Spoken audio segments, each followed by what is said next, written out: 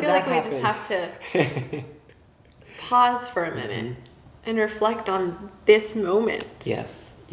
Like this moment. I am so proud of that logo at the front of our movie. It's amazing. I mean, I just have to ask you, did you ever think that you would have a film in a million years with Paramount Pictures? Like, did you ever dream that up? I just feel like seeing that logo is surreal. I know.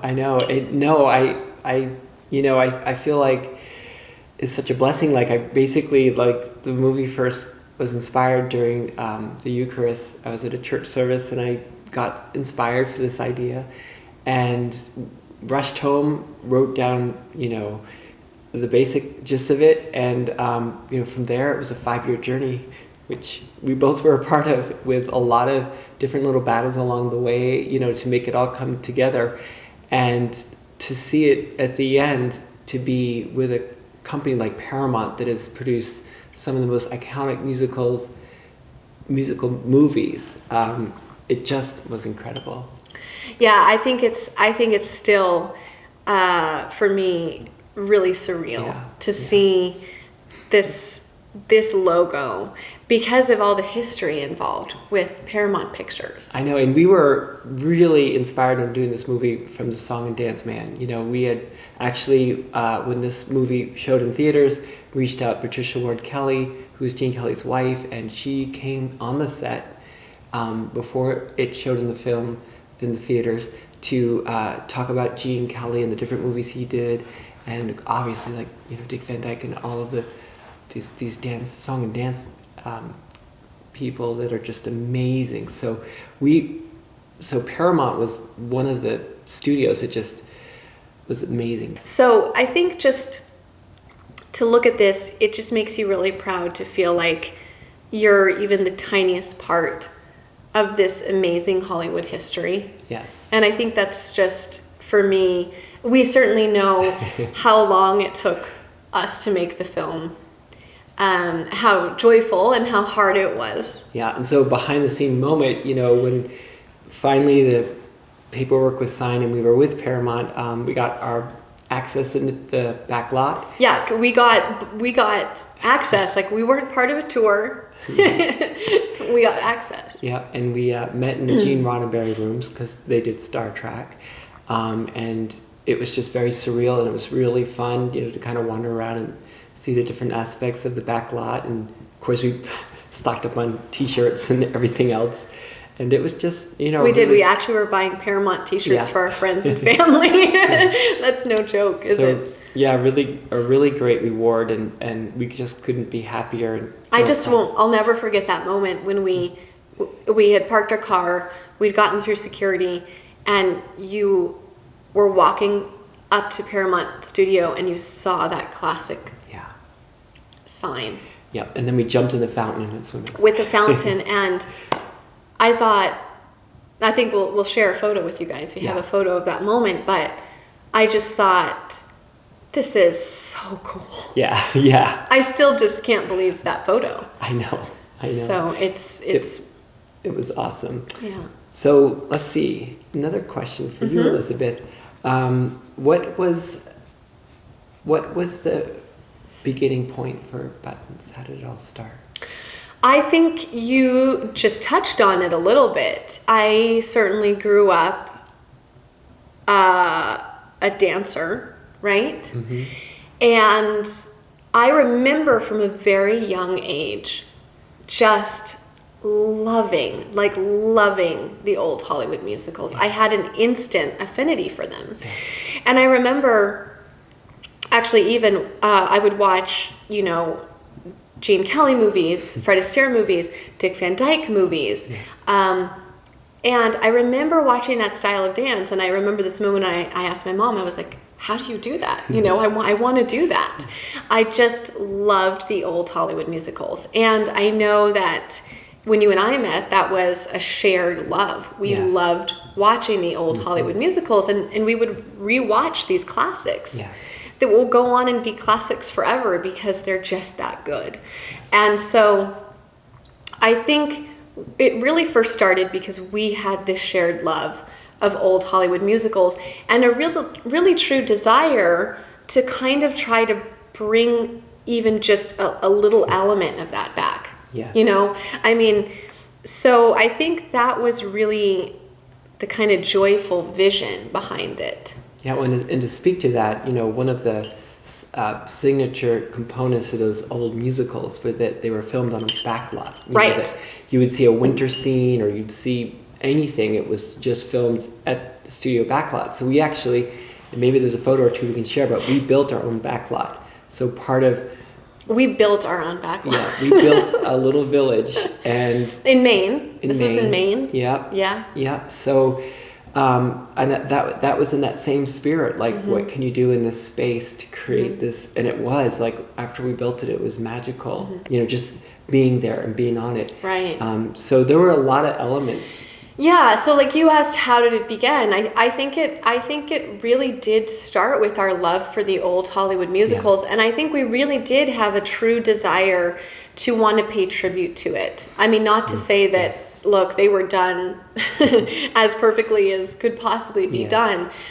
So, but I think it really was to kind of tip our hat, to pay tribute to how much we loved these classics, because also, I feel like,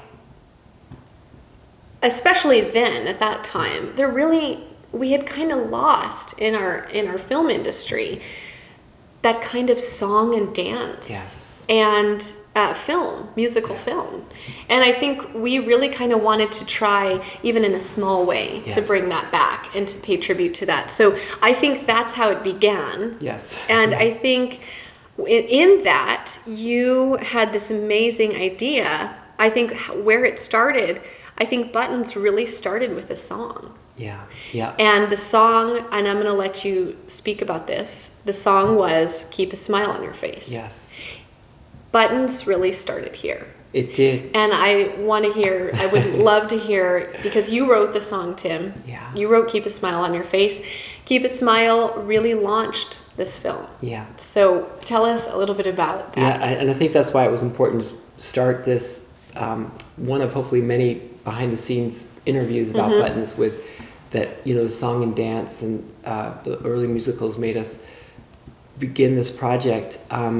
And that's why it made sense for Keep a Smile on Your Face to be the first thing we filmed with Dick Van Dyke. And there are so many stories around it. You know, I loved the Mary Poppins songs and all the songs of those great old musicals. And so, you know, obviously paying tribute to that. But I really wanted to work with Dick Van Dyke. And I think as I wrote the song, I felt like this would make sense for him and his personality, which is so joyful. So that inspired me. And actually, I write a lot of songs like that are just really simple, catchy, like in your mind, and hopeful. Because you were, and I remember this, really inspired by Dick Van Dyke. Yes, absolutely.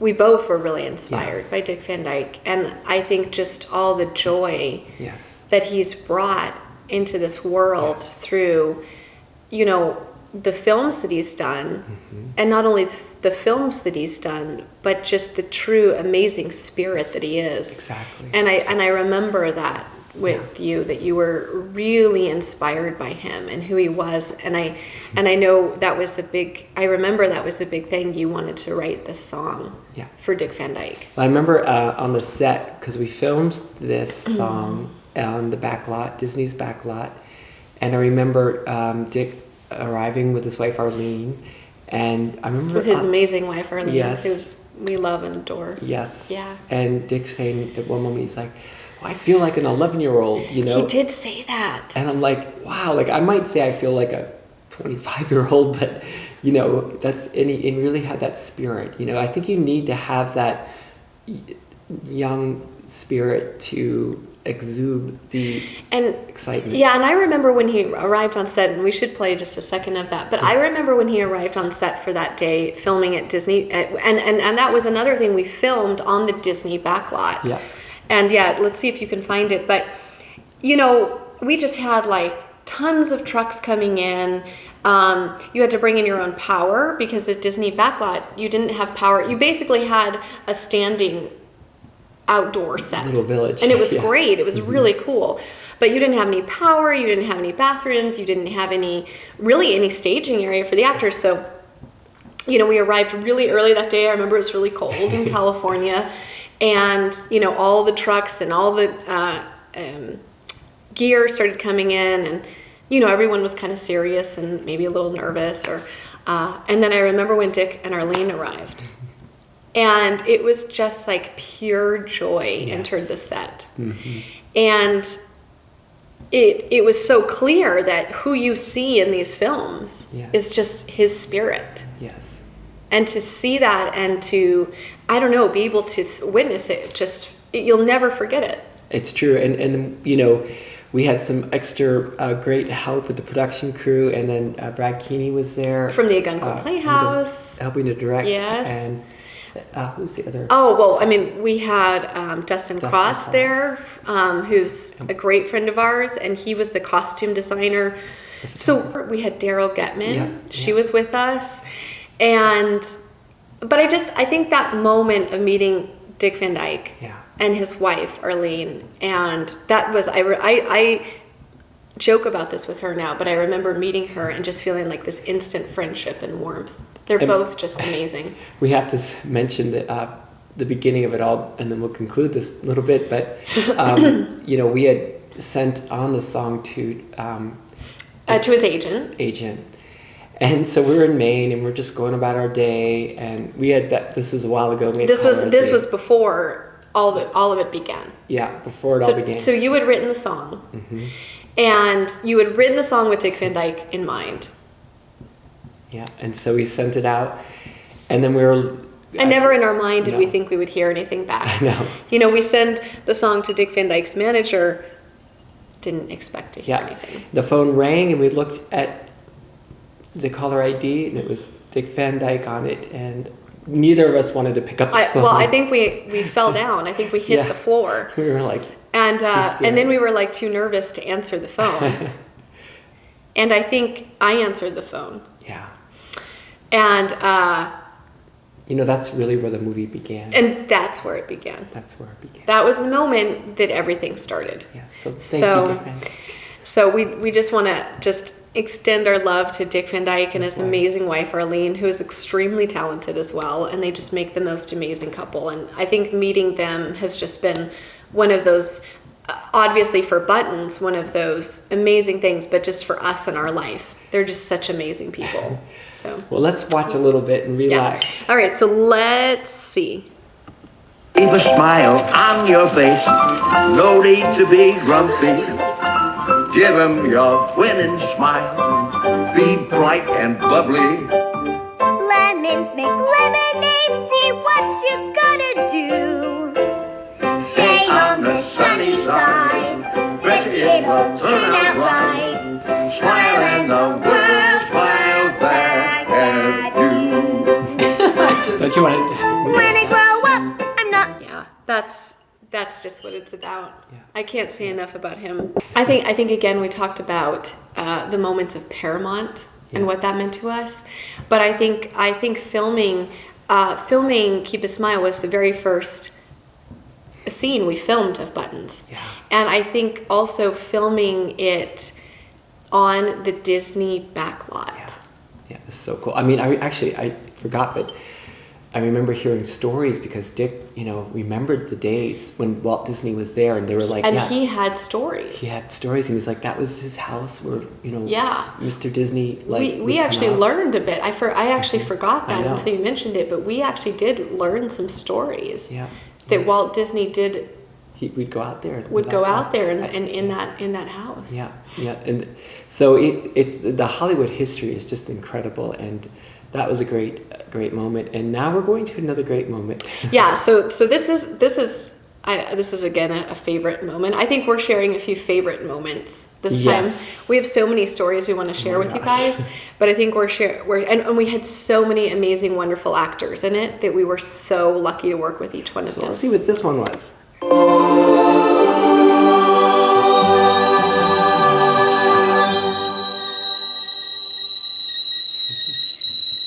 lovely to be alone, dear. Would you like hot chocolate or peppermint tea? Now, there are a great many things that I don't know about, but what I do know is that a cup of hot chocolate does wonders for the mind. Go on, try some.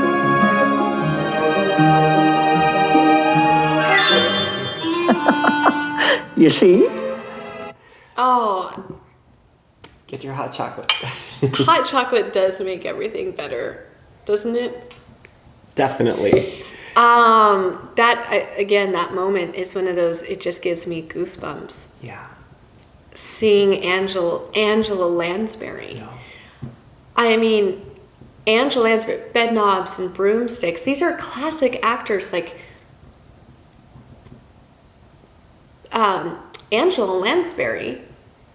I remember watching in The Harvey Girls with Judy Garland. I know. So many films, you can't even mention them all.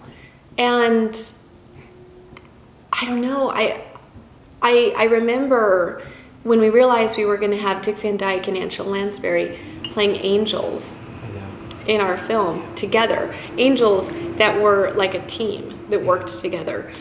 I literally couldn't believe it because, and you know, when you see them on screen, it's just the magic that they bring to whatever they do is unbelievable. And I want to ask you as the director, because I remember that day. I remember the day we had Dick Van Dyke and Angela Lansbury on set together. And that was the thing. We had filmed them both separately. But that moment, and we should play that in a minute, but that moment, that scene, when they were together as angels in the film, what was that moment like as a director? I mean, directing Dick Van Dyke and Angela Lansbury, did you feel any pressure? Or? Well, one thing that you mentioned that I want to start with is that with Angela Lansbury, I remember listening to Lucille Ball biography, and she was a young beginning actress and said she was on the back lot and she saw a door that said Angela Lansbury. So this is Lucy Ball, you know, who was no longer with us at that point, and you were just like, my gosh, like the history and what this person's done. And I was grateful for Bob Callahy, all the back story to the people that helped. Her manager, he was amazing. Tom Rhodes, and you know, those folks that really helped bring her to this, you know, make this possible. So as a director, you know, you're a little involved with like just seeing everything come together, because it's a part of the achievement is to have everyone join in on the project. And then the day that we filmed, you know, I think, so if anybody has any questions about what it's like to direct, I mean, the actual part where you say action, you know, and I'll joke with Elizabeth because the cameras get rolling, the sound gets rolling, and then you yell action. I mean, I'm sorry, the actors, in my mind, for me, they do it. You know, they do it all.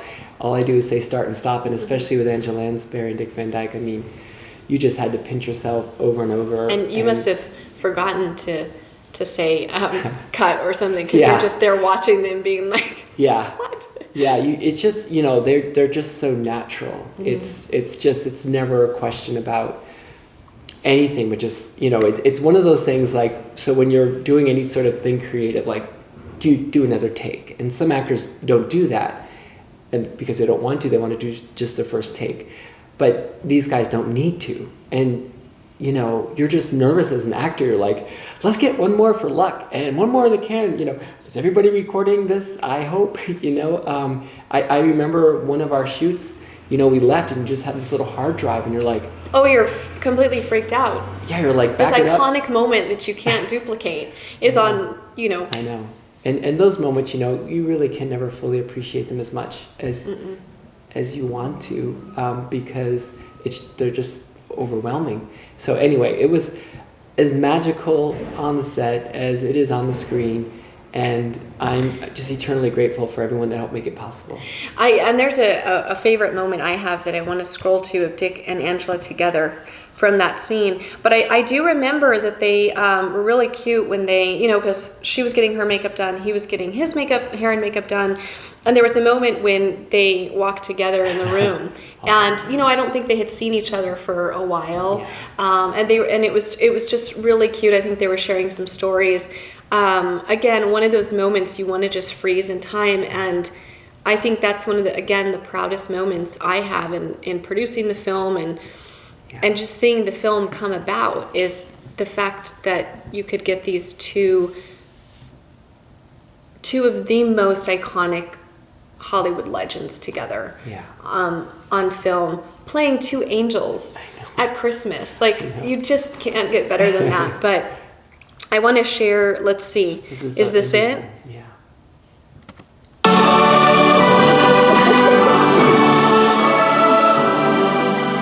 They have a wonderful life ahead of them. They certainly do. I must say, you have a knack for this kind of thing. I have a good partner.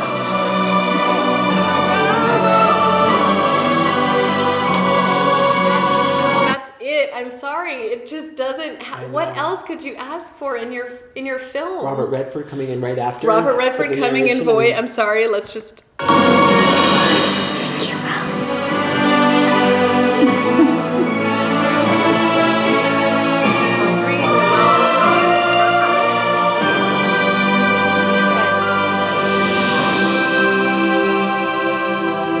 And so it was that Christmas in Belford Hills. The heart found more than the eye could see. Hope prevailed, and help came from the most unexpected places. So, and it's really, there's too much to talk about right now. I think we will save Robert Redford. We haven't spoken about the charitable component about this film, about Kate Winslet and the Golden Hat Foundation, but we're saving those bits for later. But can you tell me one secret story with Angela Lansbury? Oh yeah, I have a fun story. So, and actually, I don't think many people have heard this story. But so when we got Angela Lansbury part of the film, so we very quickly had to start planning that film shoot. So we got our costume designer, Dustin Cross, amazing costume designer who we love. And I think when I called him and told him, he kind of couldn't believe it. And that he was designing, that was the other thing too. He was designing from scratch. It wasn't like you were just going out and renting a costume, that he was designing from scratch a costume for Angela Lansbury. Oh, so anyways, Dustin and I flew out to LA together, and he had to do a costume fitting for her. And this is a funny story because, we were both really nervous. That morning we woke up. It was like, never met Angela Lansbury. She's such a classic actor. So we were so nervous, and we got in the car and we were driving over to the costume fitting, and we had this really nervous energy. It was like kind of like giddy energy that we had to get rid of so that when we arrived, we weren't like a nervous wreck. So I remember Dustin put his phone on and started playing old musical tunes. And we just started singing in the car. Wow. Like old musical tunes. We just started singing on the way over. And it was so funny, and it did help. It really did. It helped relieve the tension. But the interesting thing was when it got to the costume fitting and we met Angela, she was just the most warm and welcoming person. And you couldn't believe it. She invited us in. She offered us tea and cookies. She just made you feel so comforted, and such a class act. And I think it was just, but that moment, I'll never forget that moment where Dustin and I are driving over to the costume fitting, singing listening to old musical tunes, and that was a moment that just it'll stick with you.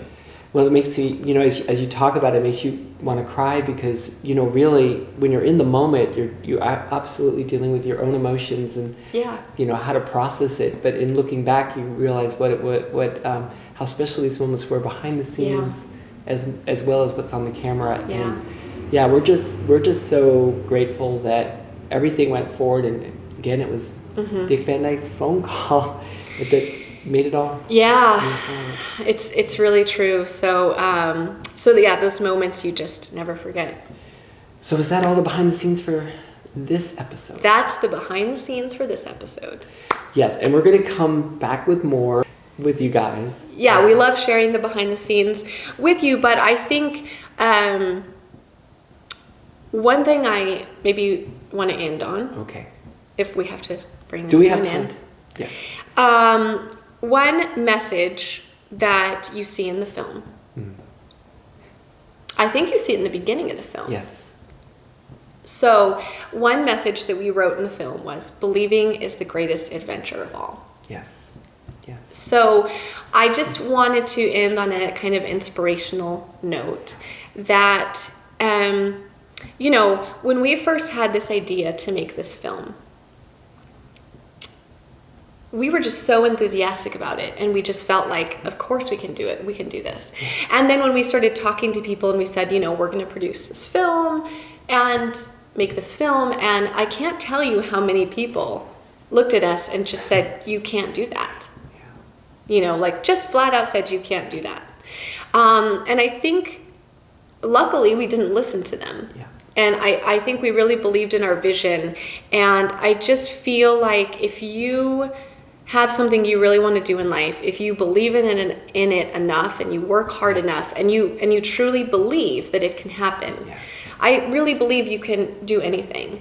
And I think that our story in producing and making Buttons was a little bit like that if our belief ever wavered, it would have been really easy to just walk away, because there was absolutely difficult moments. We could have just walked away and it wouldn't have happened. There was times we jumped off the edge without knowing how blindfolded. Without knowing how we were going to land. Yeah. You know, we're just like, we're going to California, we don't have our location, we can't afford the location we want, and let's hope it works out, you know. And so it's just like that is that belief that, you know, that you're doing this, you know. Yeah, and I think that's important in life. I mean, I think that was a message in the film when we said believing is the greatest adventure of all. In the story, it was really like Annabelle had to believe. She had to believe in that her guardian angel was there and was real. And that was a very big part of it. And I think in our story and mirroring, you know, not exactly mirroring, but in our story and making Buttons, we had to really always at every second believe it could happen. And I remember some of the naysayers, you know, that we spoke to, who were just so flat out, that's impossible. You cannot do that.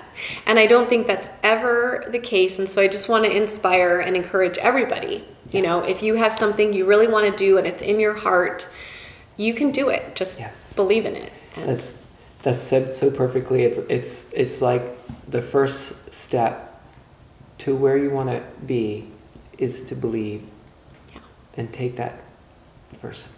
Take that first step. Go for it. And sometimes it's just taking the first step. Yeah. Yeah. So, well, this is. Anyways, awesome. Cheers. Cheers. Get your hot chocolate. Let's watch Buttons. Yeah. So let's start it over. So let's watch Buttons, and you know, you can get the DVD. You can. Yes, the DVD's for sale. Yeah, we'll put a little info in the description.